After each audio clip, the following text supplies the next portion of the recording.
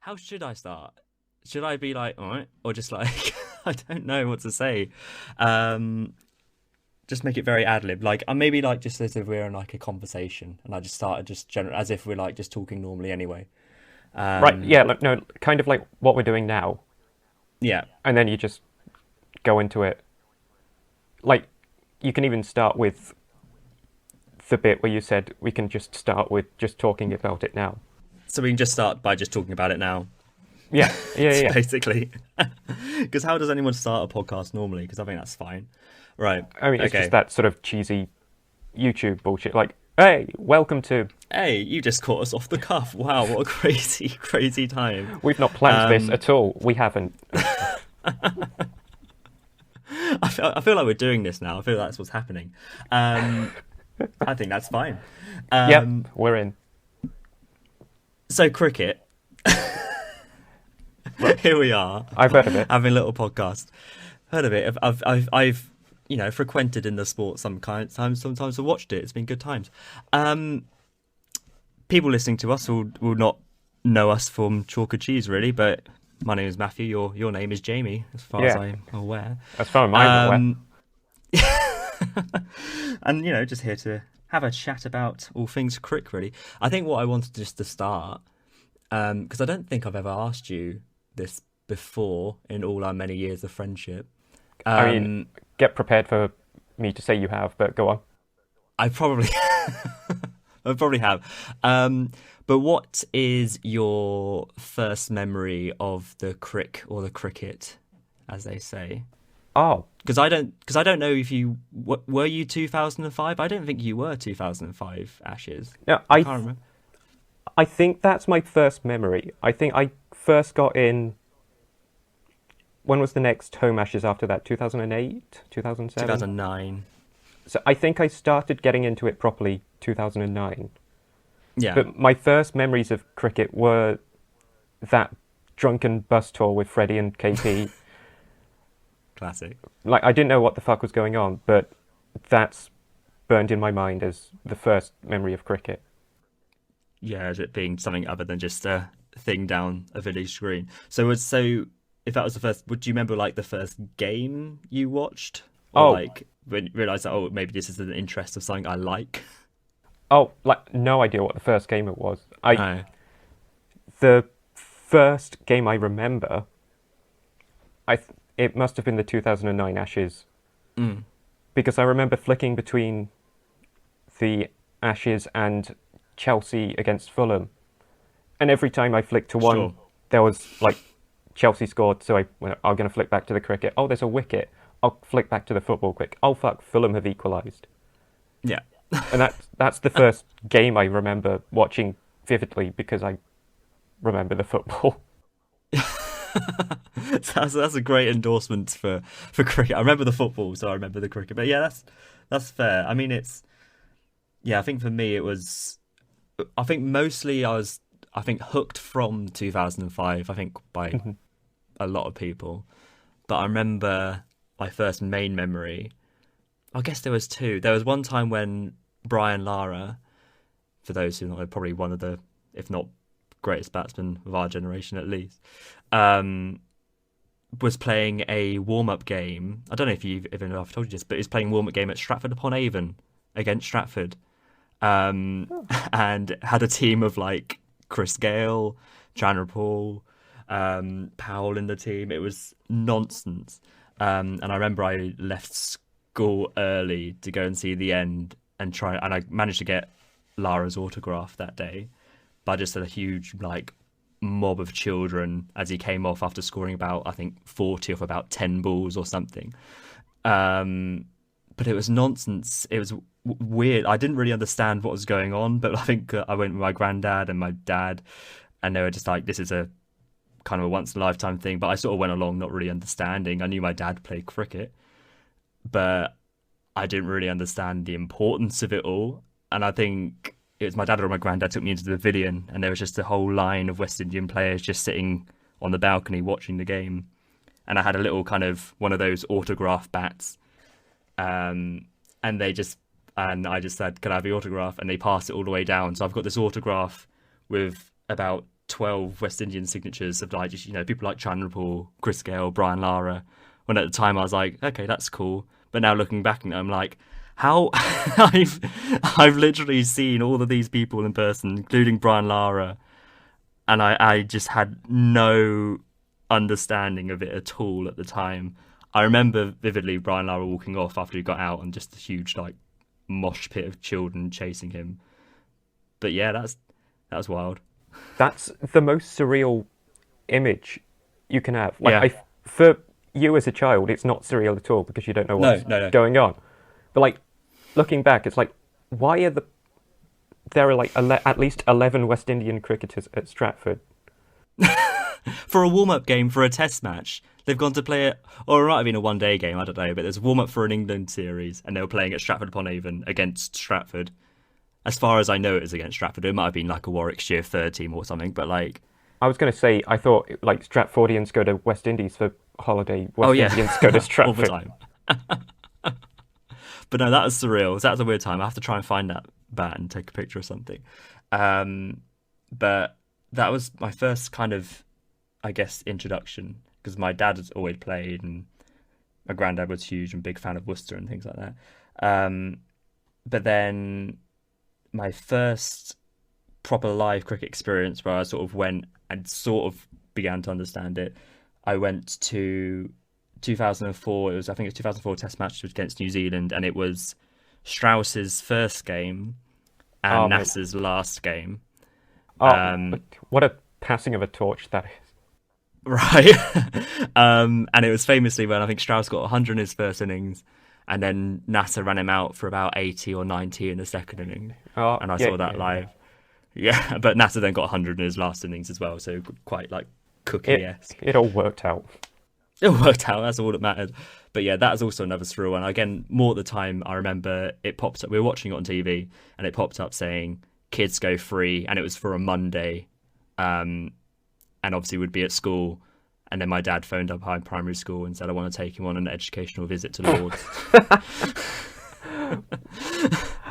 I think the headmaster was... Sorry, go on. What are you being taught at Lord's? The history of cricket, of our great game. But I think the headmaster was great. He was a sort of, it's like, oh no, you can't go. Absolutely not. I have to go instead.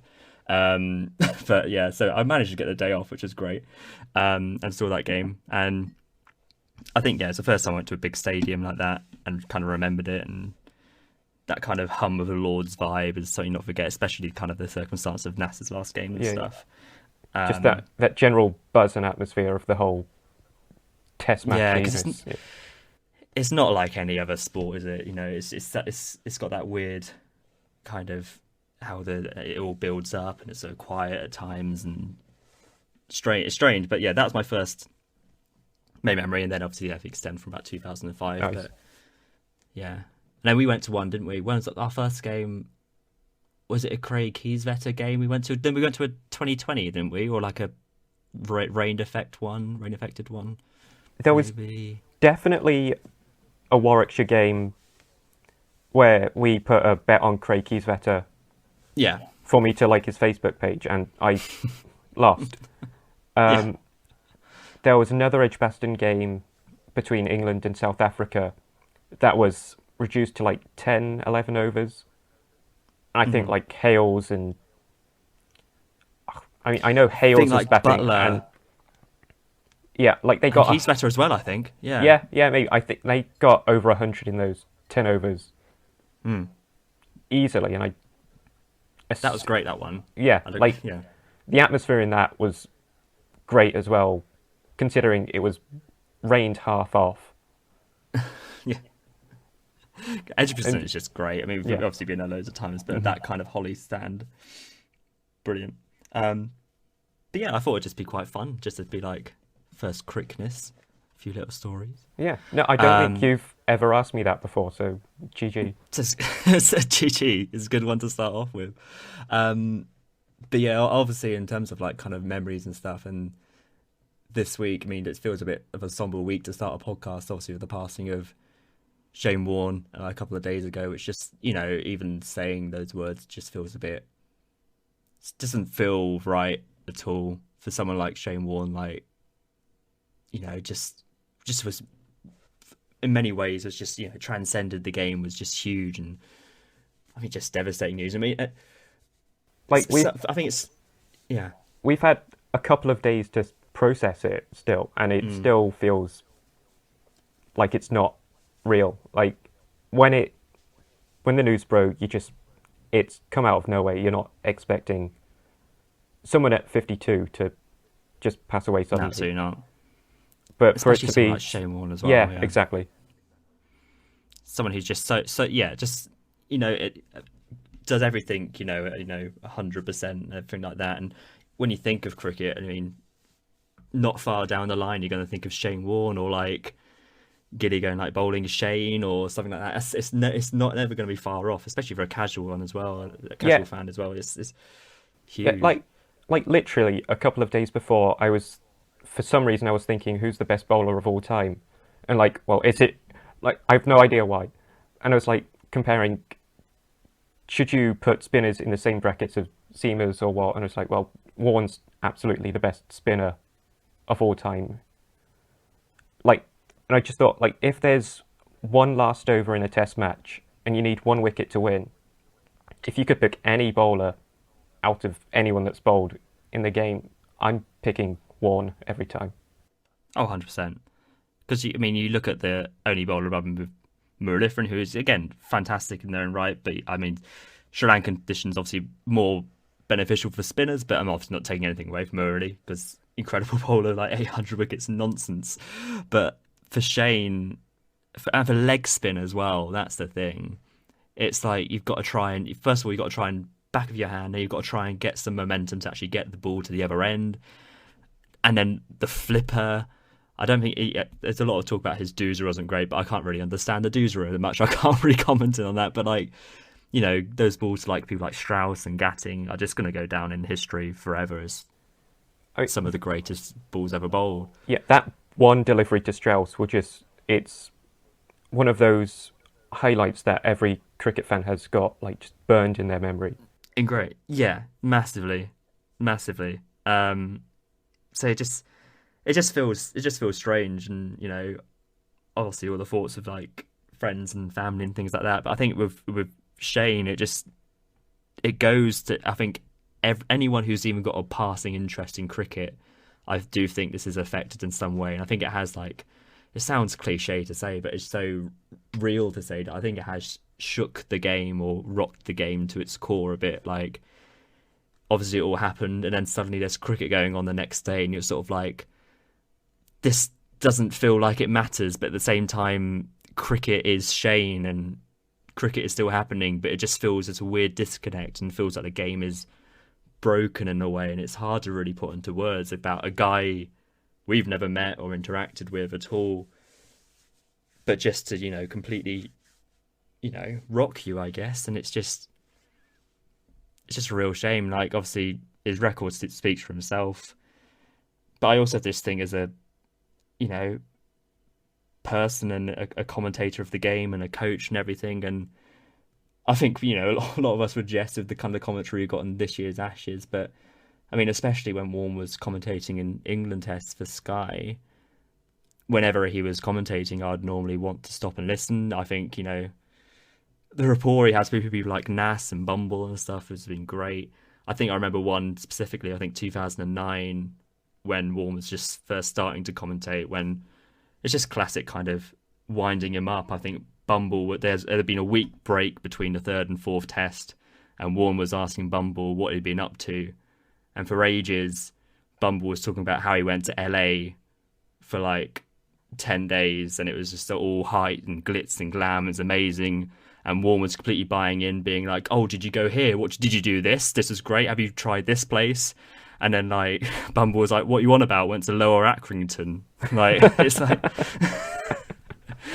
just like, and then I think just seeing all those kind of relationship like evolve over the years. And like, man, even like a couple of weeks ago, just doing a podcast, I think, with Rob Key and Nasser Hussain, like, and I was listening to that on Tuesday and being like, oh, we're talking about he could potentially be in the line to be an England coach. Yeah, I mean, and he was commentating on an Australia match a couple of weeks ago, wasn't he? Like, yeah. It's just completely shocking. It's yeah, just like, don't think I'll ever be able to put it into words. And you also had another a great Aussie great, Rob Marsh, also passed away as well. It's just been not a good week for cricket, I would say. So yeah, sad times, and yeah. I don't think you'll ever really get over it. And I hear that they're naming one of the stands at the MCG after him. I think he's already got a statue outside, and I think there's also going to be a state funeral for him as well, which just really showcases the magnitude of the guy.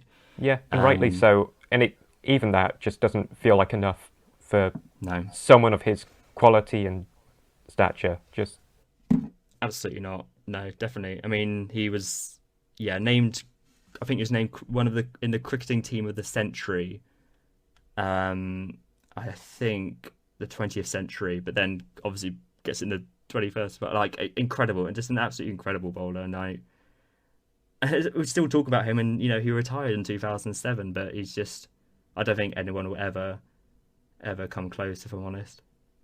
no, I don't think there'll be any bowler batsmen are more afraid of than Shane, unless it's like Dale Steyn's bowling a 200-mile-an-hour bouncer at your head.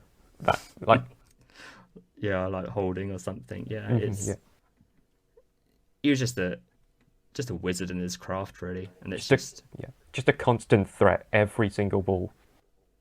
100%.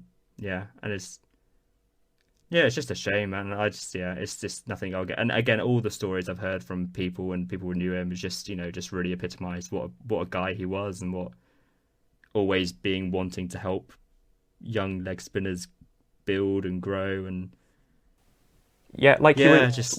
wasn't he helping Ashton Agar with his spinning for a long time? Because when Agar first came on the scene in that match, he got like 90 odd against England. I think he might. Yeah. Like he was just a left arm off spinner then, and now he's a leg spinner. I think because he's been working with, or he was working with Warne. I think he's worked with so many. I think he's even. I remember as well vividly. I think maybe it might have been. I think Will Beer. I think who played for Sussex or something. And there was a time I think during 2009 when they were just practicing leg spin on the pitch. I think so in the squad for England potentially, or around the squad, and then Warne was just with them the entire lunch break, just helping them grow. And what a guy! Just will be missed. I think that's absolutely the epitome. What a great guy, and it's just such a shame. Legend. Absolutely. I did mention briefly. I mean, there is cricket going on, which again just feels weird to talk about. One will be very quickly to go over very briefly. The India and Sri Lanka, that was done in 3 days. Sri Lanka barely turned up. I mean, both of their two innings were basically carbon copies of each other. Like first innings, you've got Nissanka playing pretty well, and then everyone's just losing their heads around him. And then you've got who was it second innings for the 50? Was it Dick Weller? I think it's Dick Weller came in at the end, and got and like he just looking down for Dick Weller. Like exactly the same innings. Everyone else just completely capitulating while the one player on 50. For sure. And it's just I think it's very classic kind of Sri Lanka really at where they are at their cricket at the moment. But they had, I think India about 220 for 5, and they end up getting 574. And it's how has that happened? I think it's just they don't have that kind of killer instinct at the moment in terms of finishing a game off or finishing an innings off or winning a game really at the moment. And it's just a bit of a shame to see, but I'm sure they'll come back. It was obviously Virat's 100th game as well. Got 45. I was so surprised that it's only Jadeja's second 100 in Test matches. And he's got 175 as well, I know, and hold on, I've got this stat attack. So here comes the stat attack, He's only the second Indian to achieve 5,000 Test runs and 400 wickets along with Kapil Dev, and he's only got 2 centuries. Yeah, it's nonsense. I think the only other 100 he got was just like literally just 100, and then they declared, I think, something like that. The only 200s he's ever got, and they've declared both times. Yeah, literally. He could have he would have easily got a double 100 as well if Rowett Oh, hadn't for sure. declared. So, and 9 wickets in the game, nonsense. So yeah, I think quite a worthy man of the match, Jadeja. We've also got Australia and Pakistan playing on a road. Yeah, we can move on from that draw. I don't think really for such a monumental game as well. I know teams have obviously gone to Pakistan, apart from notably England and New Zealand. I know they've already been touring Pakistan for a little while now, which is great. But for a team like Australia, for the first time in about over 20 years, I think, to go to Pakistan and to have this first game it's going to be like 400 plays 500 plays 200 declared draw. It's just a bit of a damp squid, really. I think Australia batted quite quickly today, but it's flat. It's 6 wickets in 3 days. It's one of those classic cricket matches that non-cricket fans would look to, be like, that's why cricket's boring, isn't it? Yeah, I know. It's just such a shame. I mean, quite sad for Usman Khawaja in '97. Yeah. Obviously, yeah, Pakistani born, but yeah. It's not. I was looking at it earlier, thinking, what can we say about Pakistan and Australia at the moment other than flat? It's weird. Like the end of day 3 for 2 games, there's a result in one game, and there's as good a result in the other. They're both basically decided by day 3. For sure. Absolutely. Yeah. I mean, we know exactly what's happening. Other cricket, Women's World Cup's going on. I think pretty much it's going to be between India and Australia. Australia just, I think, have won a zillion games in a row, and I think they're just impossible to beat at the moment. But there's a great game on the first game of the tournament, I think, between West Indies and New Zealand. Mm-hmm. West Indies won by 3 runs. Absolute scenes at the end. Because it was Dotin who got, I think, there were 3 wickets in the last over. One was a run out, but they had to defend, or she had to defend, sorry. Literally 6 of the last over. And then to only concede 2 runs, and to take 3 wickets. Pretty wild. Yeah, Pretty good last game. Yeah, I was watching that specific over a little bit earlier. Yeah. And that last run out, man, it's such a shambles. Like, absolute shambles. It's just, it's classic, like, we need to do something. Runs, please. How? Yeah. Like, it really reminds me of that moment in the Stokes Jack Leach Ashes. Oh, God, yeah. Well, Leach is halfway down the pitch. Just brings back flashback memories. It's awful, but it's a good win for West Indies. I think that's the first time they beat New Zealand in I think any kind of World Cup fixture in a women's game, which is great for them. But I think just you see the way that India women beat Pakistan by 107 today. India are great. They're probably going to be thereabouts.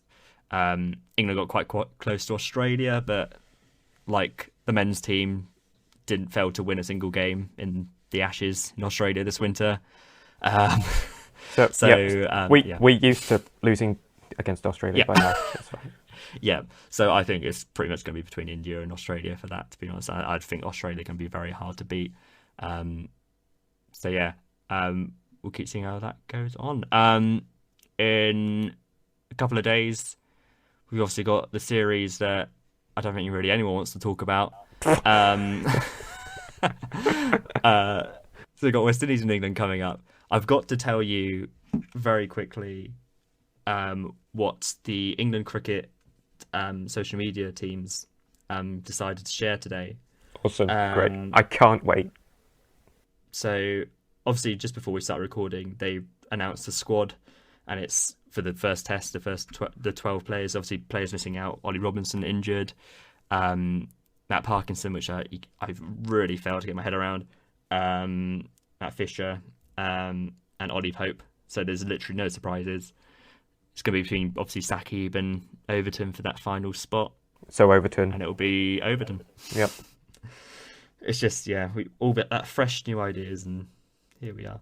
Yeah, So I mean, what was Strauss saying about trying new bowlers and players out for this series? yeah, and if Robertson hadn't got injured, we would have played the same bowling attack that we played in Brisbane in the first game of the Ashes. We all know how that went. So yeah, in the terms of their social media post, they literally posted today as a little kind of training montage. The 3 words they decided to do for this are focused, excited, focused, excited, hungry.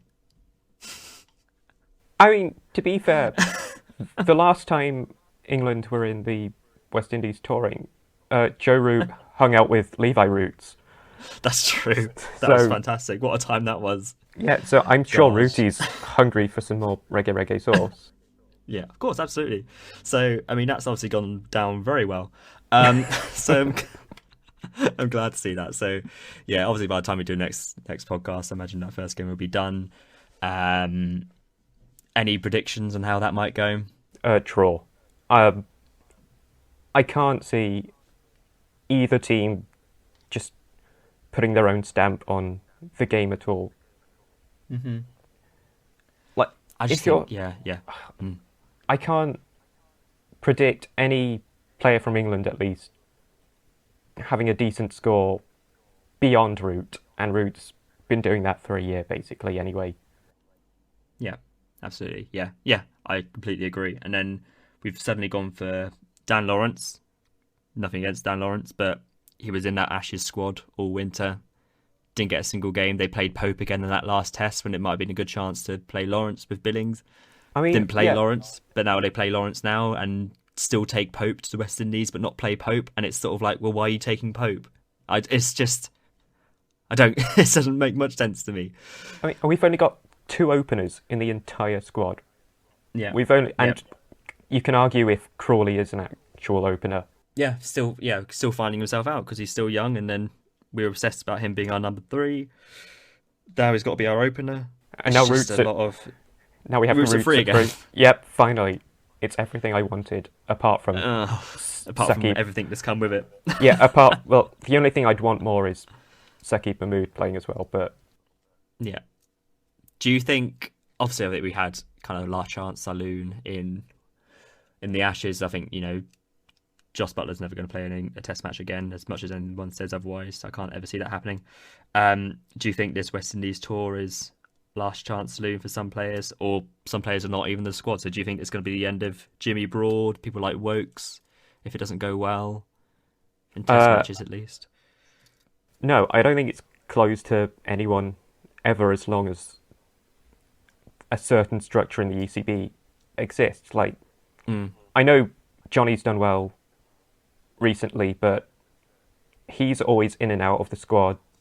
It's either him or Butler or whatever. We're finally getting Folks as keeper, but if he doesn't have a decent tour with the bat, then I can imagine they'll just drop him and have Johnny keeping again. Yeah. And then, that's my concern. Yeah, it's just all that kind of roundabout. A lot depends, obviously, what we get in terms of next coach and director of cricket, isn't it? It's basically a write-off tour. If we win, great. It's not going to say anything about the future. If we lose, no, of course not. No. Great. We'll bring in the 40-year-old and 35-year-old bowler for our future. Yeah. I just think it's a mess. And I think it's also a discredit to West Indies as well to be like, we're not going to bring our 2 best bowlers for this tour because we want to give it to other guys an opportunity, but then also to not play those other guys or even pick those other guys. I mean, we could... Interesting. Sakib could still play. We don't know. I think Sakib will play in the series. I think definitely. I mean, Wood can't play 3 games in a row. So I'd assume True. He that. did play. Yeah, I think he did play the last three Ashes games actually, which might be good. So it might be good to show that his fitness is a bit better. But I don't- it's just a bit. I'm normally really up and about for a Test match, and especially one that starts at 2 o'clock away, and it's a great one to watch. And I have to get up at friggin' 4 Oh a.m. in the yeah, morning. yeah. Um, but then with this, I just can't stomach any excitement for it. But I'll watch it and I'll maybe be happy that we might get some runs.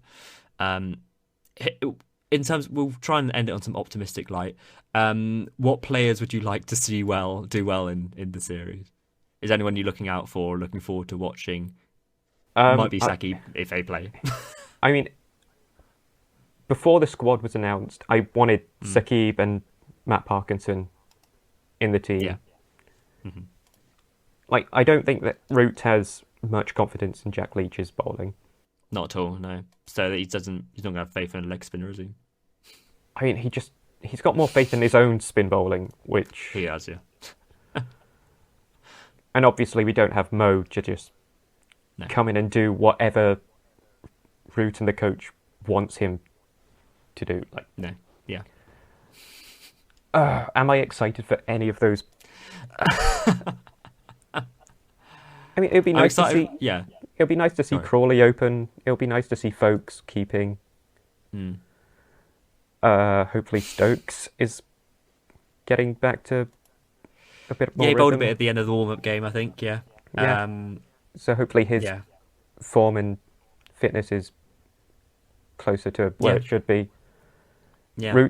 Root's always nice to watch bat. Mm-hmm.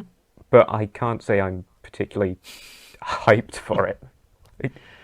No, it's always nice to see folks keep. I want to say that I'm excited to see Alex Lees open the batting, but I think I'm quite jaded from the number of openers that we've used in the last 10 years that, I don't know, I don't want to put too much hope onto a new opening batter, but he's a left-hander, loves a sweep, loves a block.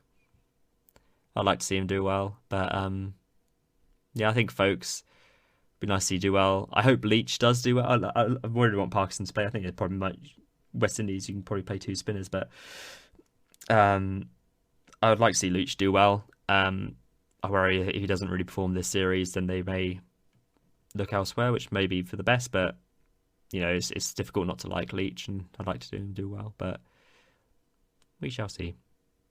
I'm excited to see Craig Overton running at 83 miles an hour and score 15 or 40, batting at 8. I mean, whatever gets you off, man. So that's the exciting cricket chat for this upcoming Test match for England v West Indies starting on Tuesday. Can't wait. So we've got two of our features, I think, just to finish off our first show. How exciting! So do you want to do? I think I'm doing mine one, aren't I? First, some silly points. Yeah, which is a fun little phrase. Points that are silly points, like the fielding position. It's like the fielding position. Yeah.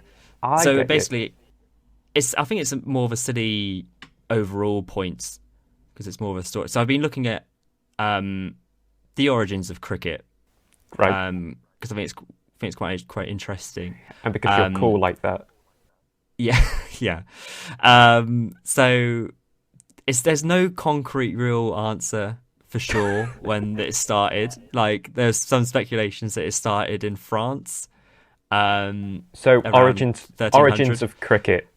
I don't know. Yeah, pretty much. But so that could be maybe in France. How exciting! It's also been suggested that crieg was an old English word for cricket. So crieg. Do you think there's any links to croquet if it's potentially originated from France? Yeah, maybe potentially that could make sense. There's also a lot of talk that it probably derived from bowls if bowls was the older sport. So it would basically be the intervention of a batter trying to stop the ball from reaching the other balls and bowls, I guess. But they also used to use a matted lump of sheep's wool for the ball in the very origins, or or as any kind of farm tool for the kind of wicket, like a stool or a tree stump and stuff like that. So that might be fun. If we can try and find a stick and some wool and a I'm gate. I'm stuck on the wool. How does the wool work? A matted lump of sheep's wool or a stone would be the two that Or we a use for a ball. okay, or a stone. So this Yeah.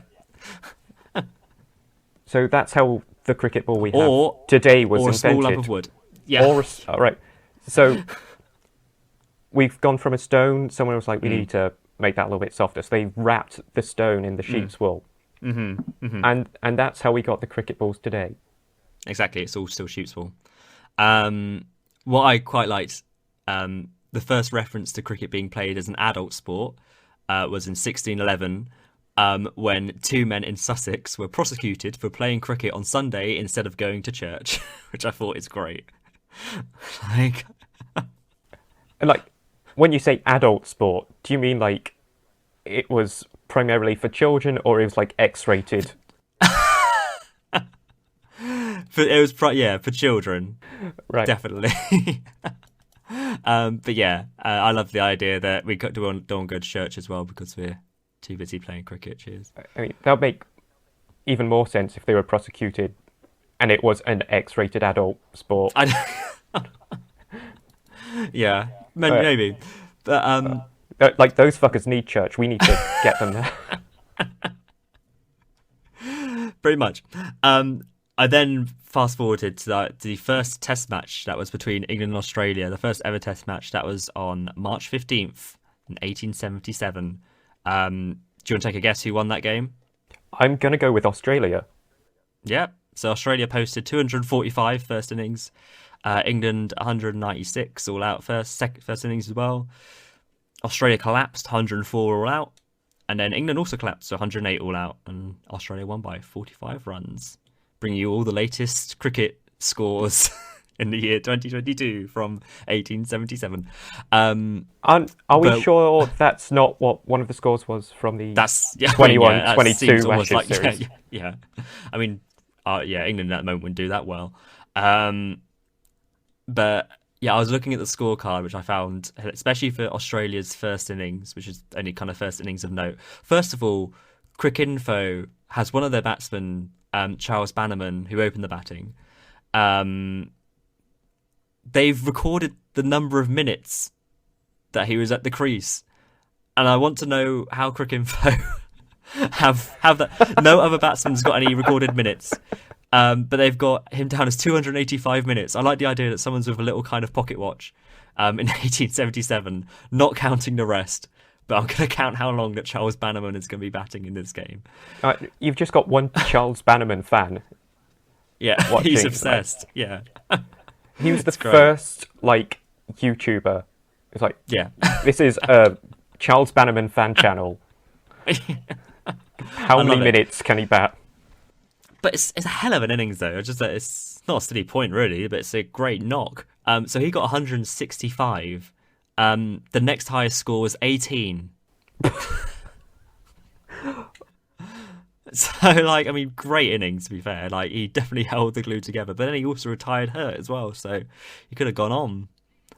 And, like, back in the 19th century, retired hurt could mean, like, he literally lost an arm.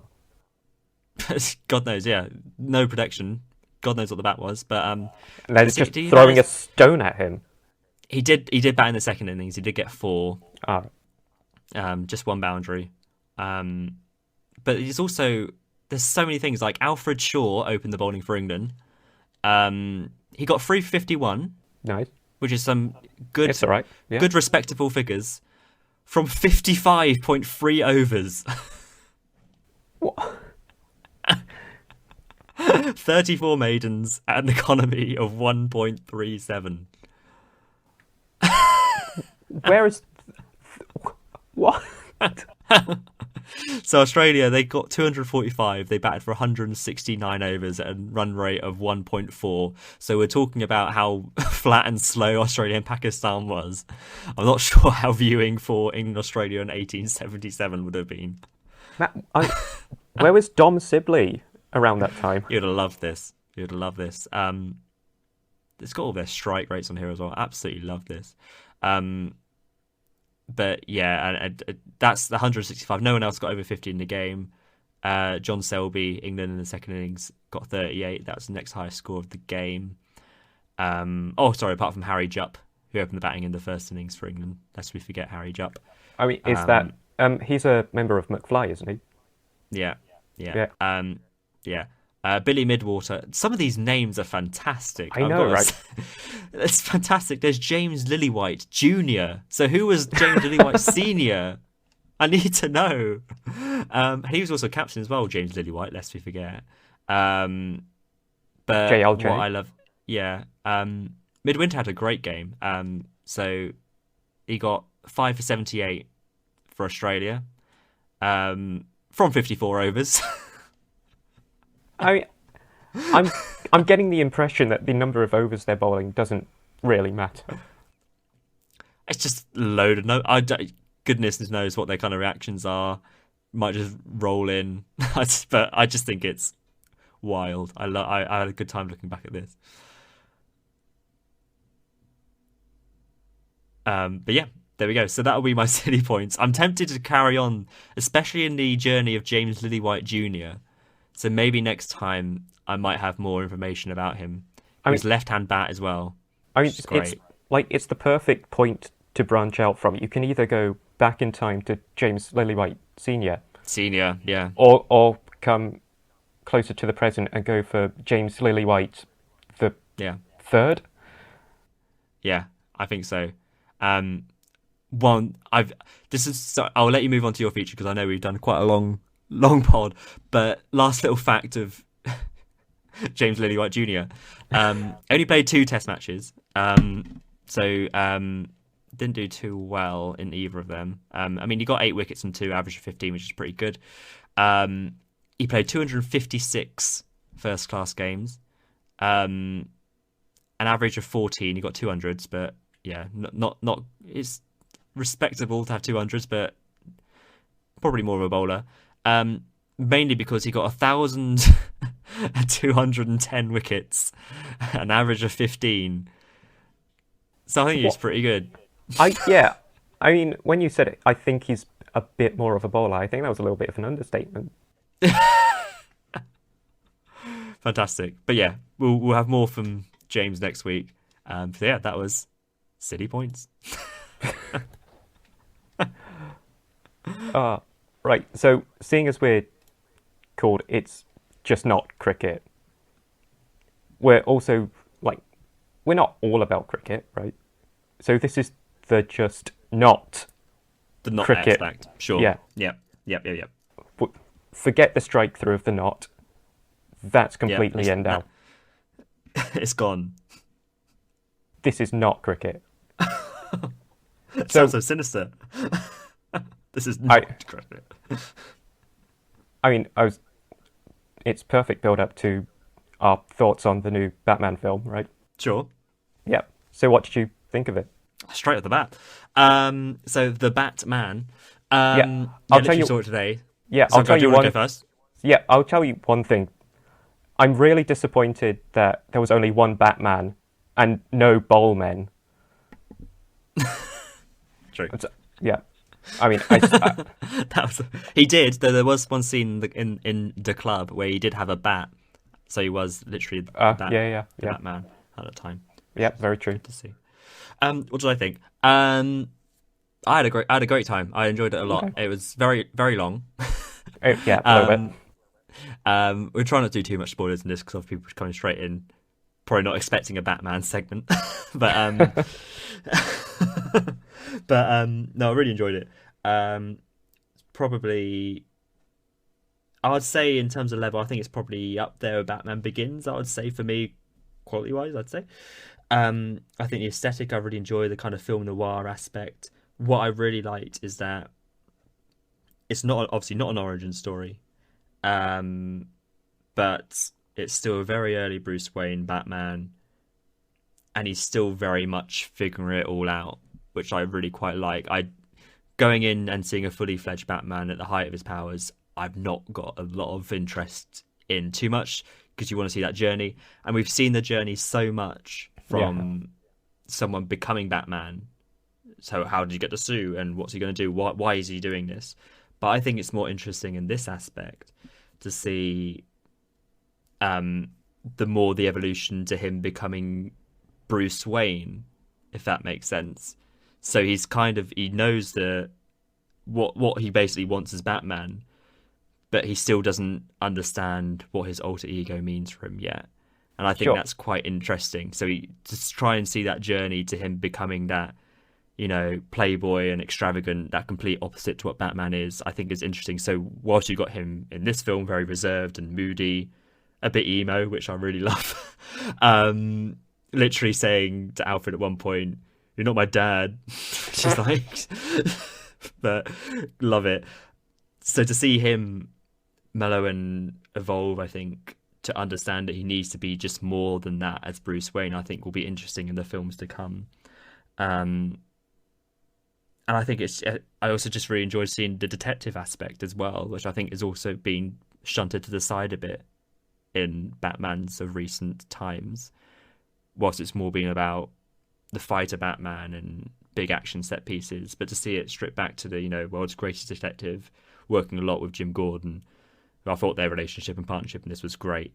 I think it's interesting to have obviously it's not new, we've seen Batman so much, but see a kind of more of a unique standpoint and a very obvious, clear director's choice and vibe. Sure.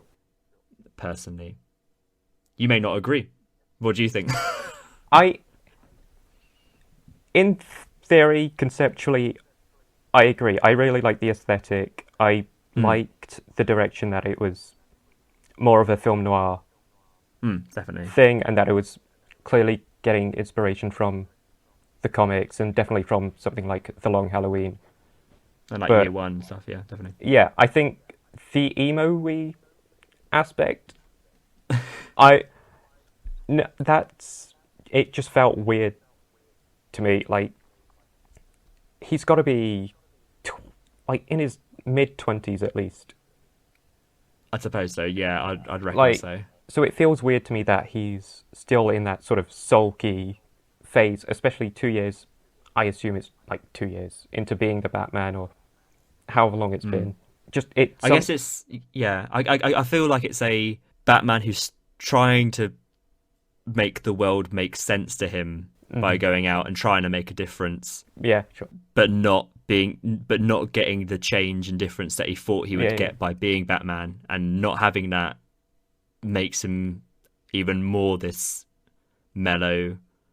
I'll keep saying emo guy. I mean, he just is an emo, isn't he? Like, he's got the proper emo look. Even when he's taken the black eyeshadow off of being Batman, he's still kind of got it. You still see it around his eyes, even if it's not there. Yeah. And I don't think I disliked it. I'm not sure if I liked it. I think I'm bang in the middle of liking it. It's fine. For me, there were a lot of generic tropey elements from screenwriting or filmmaking in general that just sort of breaks the immersion for me completely. I think you do get a lot, don't you, of comic book movies, for sure. Yeah, but then would you say we got a lot of that in, say, the Nolan trilogy? Maybe in The Dark Knight Rises. But in Batman Begins and The Dark Knight, I don't think there was any sort of immersion-breaking moments. Where in this, even the really cool soundtrack, the main Batman theme, which is good, but the first 3 beats, whenever I heard that, I heard the Imperial March. And that just stuck with me throughout the whole film. There is other tropey moments that I won't specify. Well, also yeah, sure. But it's just tiny bits that if you tweak a little bit, flows better into the story. And yeah, no, for sure. No, I do agree with that, definitely. Especially as well when you've got so much time, and it's such a long film as well. With such a long film, do you need to rely on kind of tropes? Yeah, and I think there's a few emotional payoffs in the film that don't hit from this film by itself. I think they're using the like audience's preperceptions of existing characters to I suppose that's what you drive get when you that. don't do an origin. Yeah, Yeah, yeah, which I they can do to a sense, but they mm, still have to build these characters in this film itself for it to stand on its own. Like if this wasn't a yeah. Batman film, would you care about True. Yeah, so and so? I feel like I completely know what bit you're thinking about and talking about as well. No, I agree on that aspect Hmm. for sure. Um, I don't think you could. People obviously generally know Batman, but I feel like would a casual fan go into this and love it? Yeah, I don't know, exactly. maybe. But I'm quite happy that it wasn't an origin. Again, like I think I said earlier, but no, I take your points on those. I don't disagree. Um, I had a good time. I mean, I generally just love Batman. I thought Robert Pattinson Yeah, I mean, like there as were good some, as Batman for sure. yeah, like there were some proper dope moments. I thought Mm, the Batmobile reveal was pretty cool. yeah. Colin Farrell is Penguin. I think his overall use, like what Mm, his purpose as a character was, it ended up being really dumb in the end. But his mm, performance, Paul Dano as the Penguin, as Riddler even, was mm. excellent. I thought like Yeah, great casting and acting were pretty on point. Aesthetic was for sure. What? Yeah, what such as like aesthetic and things like that. What I very much appreciated is that for the most part, I can look at this film and believe it's a real place because obviously yeah, they for filmed a sure. lot in kind of like Liverpool and Glasgow and London and stuff, and to actually see real locations rather than a freaking green screen, Yeah, for which Warner sure. Brothers are well known for green screen. To actually see real sets and feel that what Matt Reeves is looking for, that real kind of grounded Hmm. aspect for it, I think it's And you great. can like, there's definitely a few shots that if you just took a still of that, you could see as like a panel in a Batman comic. Easy, definitely, definitely for sure. Um, I think it's a promising start for sure. I want to see more from that kind of world. I think we can really build on it, and I mean, yeah, you say promising start. There's a moment towards the end of the film where they're clearly trying to springboard mm, and tease a next film. yeah. Uh, and fuck that I'll moment. Yeah, I agree. I agree on that. I don't think you need to tease anything. I think you just go easy, just go straight into another thing. And I don't want that other thing which they teased. I want a completely fresh thing. Because I think it's already been out in the news anyway. So I think people, anyone cares, is going to have seen Batman anyway. But I want, with what they did with the Riddler here, I think was great to take someone, in the only other kind of real live action version of Jim Carrey, to then have this version of Riddler to really hit home as this real kind of, insane serial killer. I think, it was terrifying at times and was great. The performance was like out of a horror or a thriller, and it was great to really kind of flip that kind of maybe a casual fan's preconception of the Riddler on its head. I want to see that done for more Batman villains. I don't want to be seeing for ones that have been done a lot. you know, Yeah, I yeah, want to, yeah, absolutely. yeah. I think you can really delve into that kind of Batman repertoire of villains and do something And really interesting. yeah, Yeah, and he's got enough villains for you to choose from, mm, and for sure, easily, any number of avenues you can go down to make them interesting in a more definitely. realistic and modern sense. Yeah, yeah, I think so. And I'd like to see see how they can really build the world, and I'd like to see them do a live action Robin justice at some point and see how that would work in a real kind of gritty, grounded universe like this, or something like a Mister Freeze would be interesting. So how you can make something like that work. Um, Yeah, I've wanted a bit more of a grittier Mr. Freeze mm, for yeah, ages. Like someone like Hugh Laurie playing him, just be fantastic. yeah, absolutely. um, but yeah, I mean, it's the film I was most looking forward to this year. I enjoyed it a lot. Um, It's the one film I knew was coming out this year. yeah, I can't really tell you of any other film that's God going to no. come out this year other than freaking Secrets of Dumbledore, which we won't discuss. Oh, Um, but yeah, I enjoyed it. I had a good time. I do think it was quite long. I would love to see lots of Batman, but I did feel like, okay, this is quite a long time for a pee break, which isn't what you Yeah. really want to be thinking when you're watching someone's piece of art. Yeah. but Yeah. but no, good. Yeah. Any other Batman thoughts? I don't think so. Not without going into spoilery. Yeah. Yeah. I mean, maybe we can go into sports again at one point in future and stuff. But I mean, considering we can't just this week. But yeah, good times we had. The only thing I will say, just to finish on my points, I feel like we were very much robbed of more time as with Alfred in this film. I feel like he gets very little in the film to work with. I would have loved to see a lot more, because I always think that Bruce and Alfred's relationship is really interesting, and I feel like we could have really seen a lot more in this film. Whenever you think of Batman, you think of his partnerships like Robin or Catwoman, or like his antagonism with Joker, or like Ra's al Ghul or whoever. But like the true partnership is always Batman and Alfred. For sure. Definitely. That's the true love story.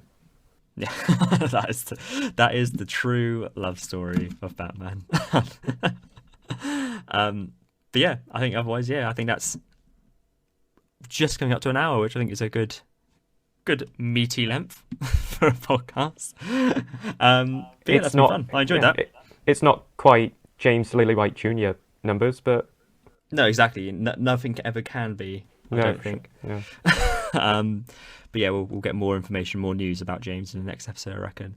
But yeah, that was great. We'll definitely do it again after England's first test. If you got this far, thank you so much for listening. If you'd like to give us a little like on the socials, they'll be in the description somewhere. But yeah, that's all from me. Anything else from you, Mr. Jamie? Bye. Bye. Thanks, guys.